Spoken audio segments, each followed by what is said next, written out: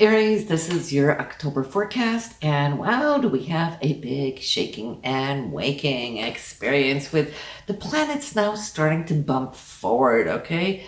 We have Saturn, we got Jupiter, we got Mercury, and also Pluto.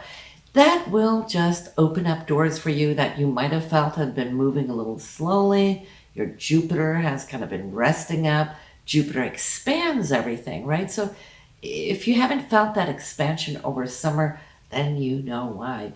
Even though Jupiter isn't the worst planet to have retrograde, it's always generous regardless, right? You've been expanding your inner world. That's what you've been doing, but now it's going to externalize and you will see that the outer world will start catching up with you and vice versa. Saturn, which is all about life lessons, that has been working for you, right? And you've been internalizing that as well and trying to think, what does it all mean? Trying to connect the dots, and especially in the Aries, that I feel has to do maybe with friendships. You might have been looking at which ones are really, really worth pursuing and developing, putting your energy into, and which ones don't really cut it. So Saturn might have severed a couple of bonds, but that's okay, because when one door closes, another one opens. And I'm seeing in this new cycle coming in, there will be new people coming in, and I feel that they might have some karmic bonds with you, all right? So that is all good. Let's say that on the 11th, when Saturn does go direct, give it a little time, a few days to a couple of weeks. It kind of slow when it turns, because it's such a big body, right? So, but from the 11th, that is when Saturn will give you your power back in the area of your hopes and dreams and friendships, followed by Mercury, which is retrograde when you're listening to this. It will go direct again there on October 19th, so you'll feel it from the 20th and onwards. And of course, make sure that up to that point that you are really taking in, listening to your significant other or anybody that you work with one-on-one, just because this is showing up in your 7th house. So this is where focus is going to be on this Mercury retrograde. So validate, trust, but validate. If you're not quite sure what you heard, just ask. Don't be afraid to ask there, Aries.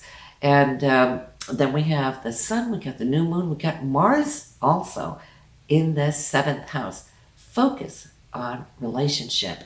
So for those of you who are single, you might just come to meet somebody new this month that I think can flabbergast you, just because of the force, the energy that Mars is coming in with. Especially pay attention to around the 2nd, give or take a couple of days, when the sun and Mars are conjunct.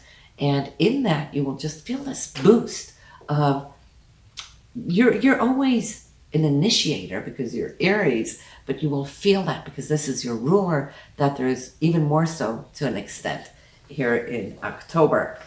The new moon will also be empowered by the sun and Mars, 13 degrees here in Libra. And of course, this is in your opposite sign. So it's you versus them, right? The 1st house is always the I am, and the 7th house is all about you, the other, right? So you're balancing here with this, and especially because the 7th house is also ruled by Libra and the scales. But now, when you have this going on with the new moon, and you're feeling so invigorated, energized, and if you're loving that energy, that would probably be a part of the intention that you would like to set, that you want more of this, for this energy to carry on and carry forward for the next 12 months. You know, the new moon, from one month to another, it changes signs, it changes houses, so it changes quality and flavor. But for this one to last for 12 months, if you're really loving it, say, I want more of this. This is how I want to express my energies. This is what I want to bring out and receive. So power up that new moon on October 6th. All right. If you have any other planets there, Aries, at 13 degrees, that new moon will also ping off on those. Then we have Pluto on the 7th is waking up from retrograde. For you, your Pluto is in the 10th house, so you might have felt anything with career, might have slowed down from late spring throughout summer, but now it's time to rock and roll. Pluto is so transformative. Maybe you've come to terms with what it is you want to do or what you no longer want to do. Pluto can also bring these endings so that we can have transformation, new beginnings. Maybe you've really become clear on you don't want to go back to the office. Maybe now you've found throughout these months of soul searching your careers and your goals and ambitions, which the 10th house is all about. Maybe you found something else that you want to empower yourself with. Maybe you're starting up your own new business because of it. So for that, we can thank those retrogrades. So whatever it is going to be for you, Aries, you will very soon find out. Uranus and Neptune still retrograde for a little bit. So they're sleeping but doing their magic. And so we're not going to focus too much on that. But I do want to talk a little bit about Venus this month. And you felt it already there in September. This deepening of intensity and emotion. Venus in Scorpio has been cruising there for a while, and the 8th house is also values that you hold with either your partner, significant other, or it could also be mortgage companies, your bank, insurance companies, whatever it is. And it could also be royalties, commissions, whatever that is. Venus is ruling money too, not just emotional romance.